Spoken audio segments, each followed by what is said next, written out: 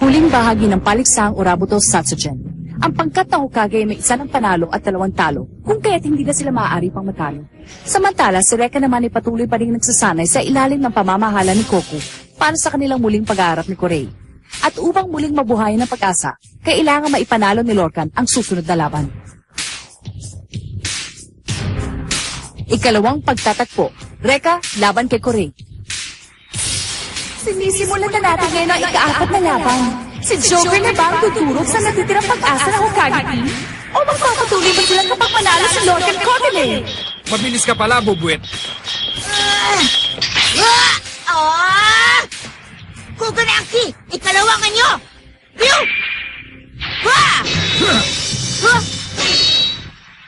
Kakaiba ang galing ng iyong sandata. Maaaring binabangko ka namin noon sa pangkat ng uruha pero malaki ang potensyal mong maging magaling. Kaya saludo na ako sa iyo ngayon, Lorcan. Talaga bang ganyan ang taong yan? Bisaya yata. Mukhang hindi nga sineseryosong laban eh. Nahalata nyo na pala. Ay, nako. Wala kasi ako sa kondisyong lumaban. Ano? Bakit? Gusto nyo na ba talaga akong lumaban? Kahit may tumulong pa sa batang ito para manalo, magiging patas lang ang laban. Nandyan pa naman ang aming pambato na si Master Kurei. Kaya siguradong kami pa rin ang mananalo. Anong sabi mo? Kung tutusin, wala talagang importansya ang magiging resulta ng labanang ito. Tumigil Hindi ba? ka na! Ha? Siguradong matatalo ni Kuya Reka si Kurei. Ganun ba? Eh bakit bigla na lang umalis si Reka gayong may laban pa sila ni Kurei? Paano mo maipapaliwanag yon? Hindi siya tumakbo sa laban. Naghahanda siya para sa paghaharap nila ni Kurei. Di ilabas nyo siya. Ilabas nyo na ang bagong Reka. Ano ba nangyayari sa inyong dalawa, Joker? Dapat naglalaban na kayo ngayon! Ayoko na, dahil mag-aaksaya lamang ako ng lakas. Ibinibigay ko na lamang sa bubuit na yan ang labang ito. Naku, seryoso ka bang talaga? Mauupo na lamang ako at manonood. Gusto kong makita kung paano lumaban si Reka gaya ng sinabi mo. Umatras na siya sa laban! Mga kaibigan, tumalikod na po sa laban si Joker. Ang ibig sabihin nito ay, ang nanalo sa laban ay walang iba, kundi si Lorcan Kogane. Ngayon po ay patis ng 2 pangkat. Lahat ay nakatutok ngayon sa huling laban. Napaka-arugante ng dating mo, Joker. Pero hindi ba't yan naman talaga ang gusto mong mangyari? Huwag mong sabihin hindi.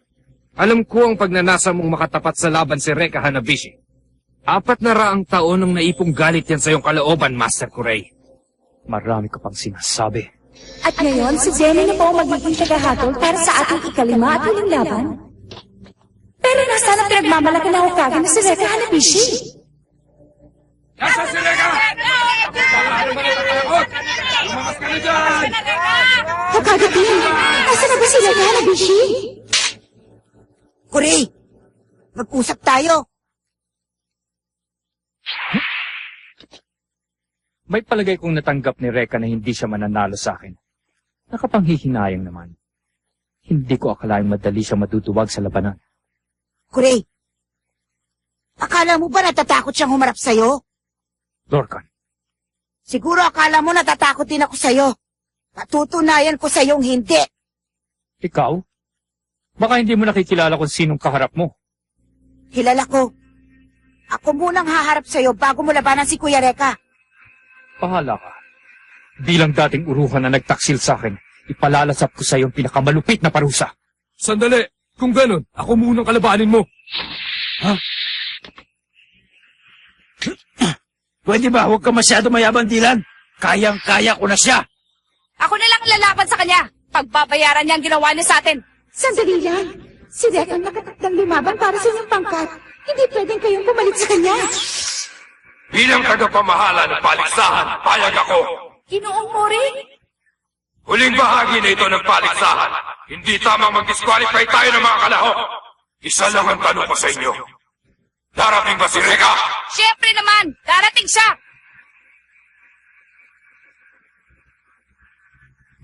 Kung ganun, binibigyan ko pa kayo ng huling pag-asa. Lahat kayo ay lalaban kay Kurei hanggang sa dumating si Reka. Pero kapag natalo na kayong lahat ni Kurei at wala pa rin si Reka Hanabishi, wala kayong magagawa kung di tanggapin ang inyong pagkatalo. Ano? Maaaliw na ako ng gusto ngayon. Huwag mo silang bigyan ng pagkakataon. Gamitin mo ang paligsahan ito para durugin sila. Gusto kong marinig sa kanilang mga bibig ang pagmamakaawa. Tumahimik ka! Ano? Aking ama, bakit hindi ka nalang tumahimik at hayaan kami maglaban? Kurey! Sinabi ko na sa oras na makialam ka, hindi ako mangingiming tapusin ka! May lakas ka na pala ng loob para suwayin ako, ha? Kurey, bawiin mo ang sinabi mo dahil kung hindi ako magdadalawang isip na tapusin ka! Kailangan mo ring maunawaan na kapag itinuloy mo ang balak mong yan, matatapos na rin ang iyong buhay. Walang utang na loob! Huwag kang mag-alala. Tutuparin ko pa rin ang pangakong binitiwan ko sa iyo.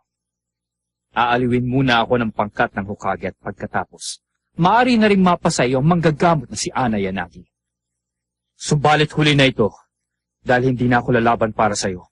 Pagkatapos ng araw na ito, pinuputol ko na ang anumang ugnayan nating dalawa. Ikaw ang bahala kung yan ang gusto mo. Pero tandaan mo ito, hindi ikaw ang pinakamalakas na nilalang. Dahil hawak ko ang tunay na kapangyarihan! Ngayon, simulan na natin. Kurey, sabihin mo sa akin, ano ba talagang pinaglalaban mo? Maaring hindi ko pa maiintindihan sa ngayon.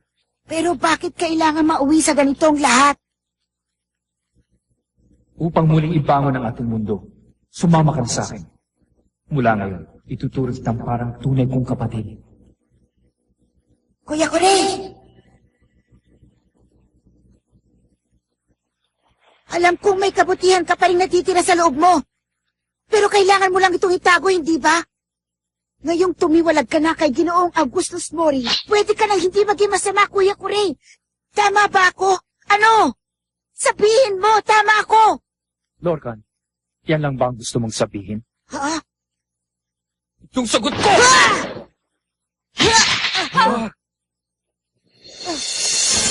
Lumalaban ako upang maging malakas. Anumang kabutihang nasa loob ko ay pinatay ko na noong paman.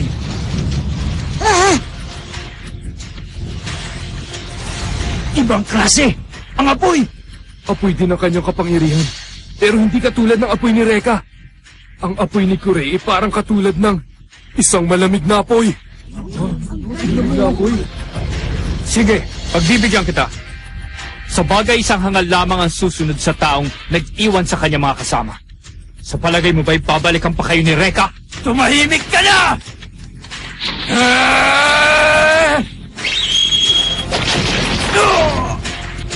Max!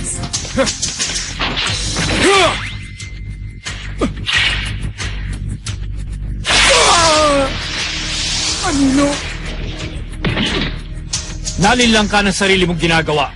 Minamadali niyo na ba ang inyong buhay? O nag-aalala kayong baka hindi na nga siya dumating? Humanda ka sa akin ngayon! Ah! Ah! Ah! Nagkamali kang sumali sa kanila. Tapos ka na!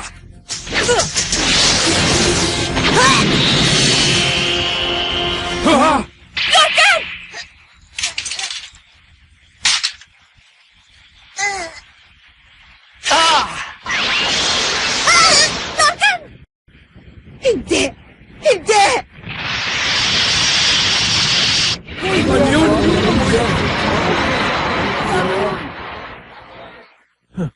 Hindi ako makapaniwala na ang dali-dali mo palang lokohin.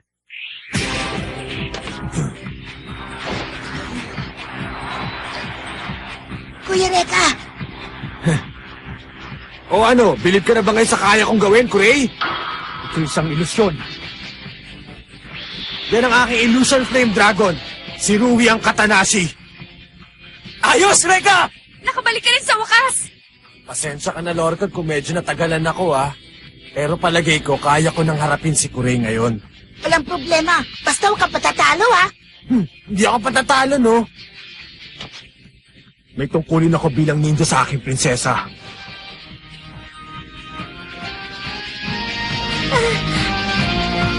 Huwag ka mag-alala. Poprotekta kita sa lahat ng oras. Reka! Ngayon, simulan na natin ang laban!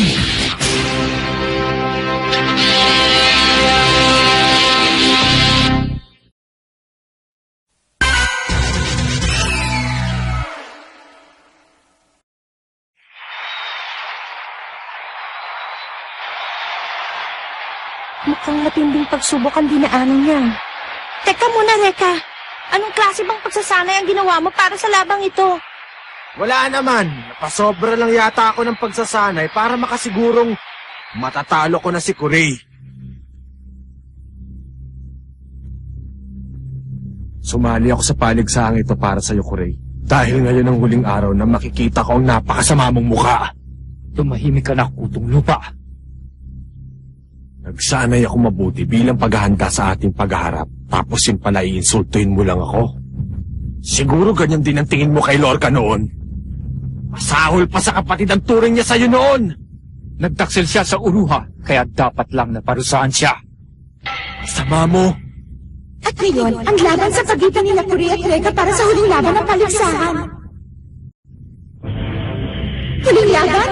Simulan na! Umanda ka!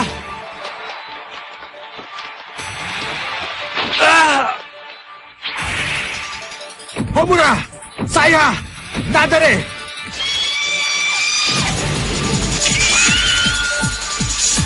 Flame Dragon Combo! Yeah!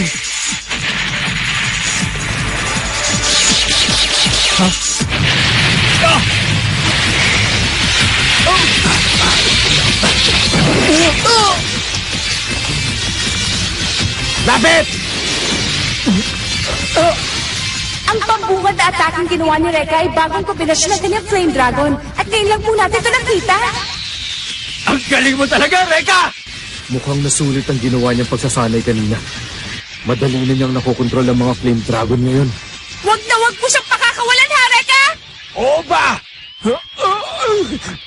Mga kaibigan, ito po ang unang pagkakataong nakita natin si Kuray na nasasaktan ng kanyang kalaban. At patuloy pong humihigpit ang natagong apoy na nakabalot sa kanyang katawan. Ano sa palagay mo, Kuray? Putong lupa pa ba makakagawa nito sa'yo? Akala mo ba'y nanalo ka na? Ano?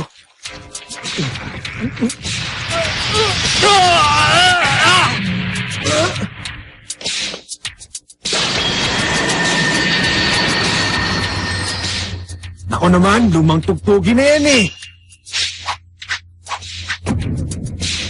Setsuna! Naloko na. Tinawag na ni Reka si Setsuna.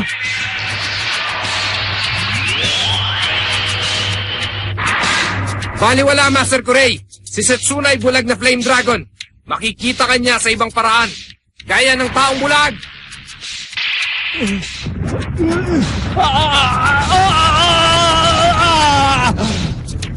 Ang galing. Pati si Setsuna ay kayang-kaya ninyong kontrolin ngayon. Talagang nakakabigla po ang mga pangyayari, mga kaibigan. Si Kuray ay unti-unting nilalamon ng apoy ni Setsuna Shunen. Ang galing ni Kuya Reka! Siguradong mananalo na siya! Aba!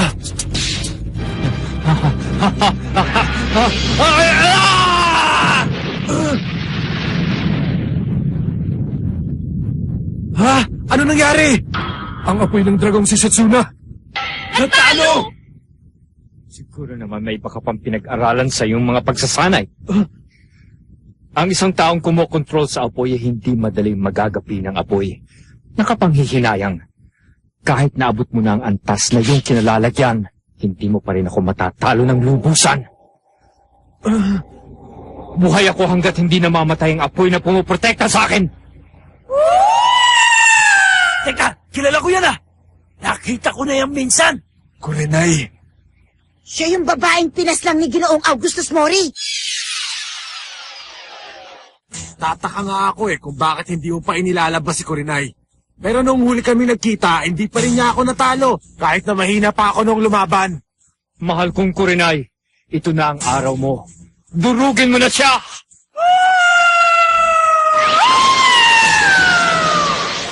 Madoka!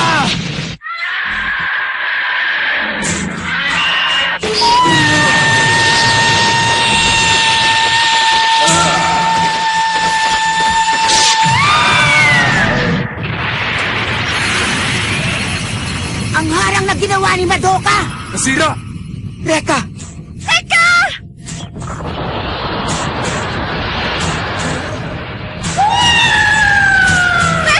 Kakainin siya na apoy ni Kurenay!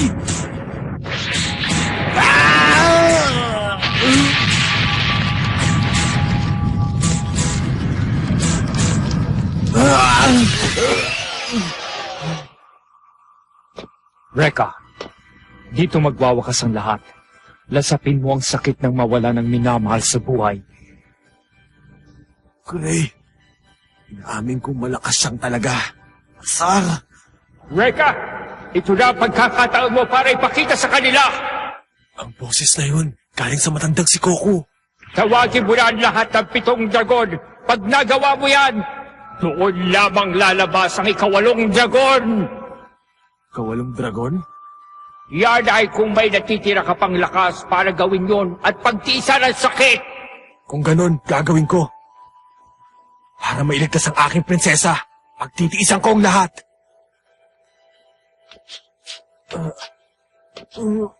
Reka! Ha? Nakatayo siya! Inaaksaya mo lang ang oras ko. Ngayon, pagbabayaran mo lahat ang ginawa mo sa amin.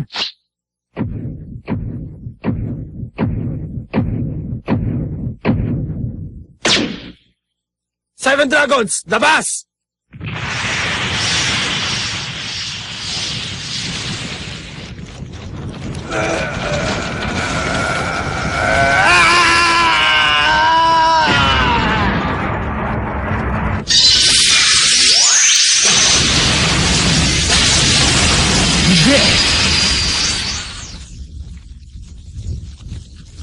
Ang dami!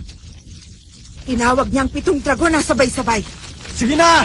Lumabas ka na! Labas na! Ang pinakahuli kong Flame Dragon!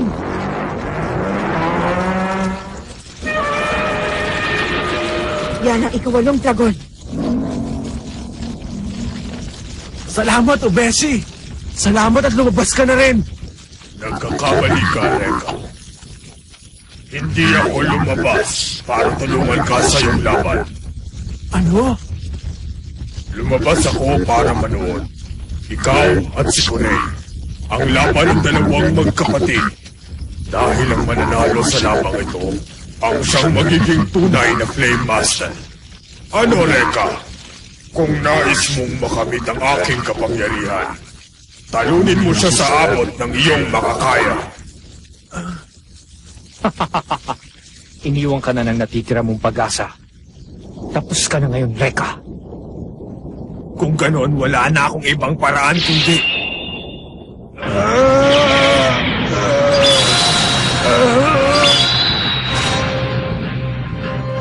Rekta! Ano pa bang ginagawa mo? Sinusubukan niyang... Pagsamahin ng 7 dragon.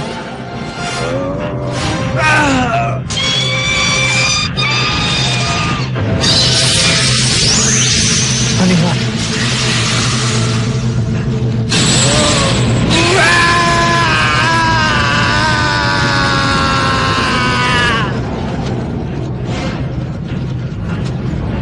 Nakakatakot! Pinagsama-sama niya ang mga dragon! Reka! Ikiusap ako sa inyo! Ibigay niyo na ang kapangyarihang kailangan ko! Nadare, Saya, Pamura, Setsuna, Madoka, Rui, Goku! Wawasakin ko ang huli mong pag-asa! Kurenai, talunin mo sila!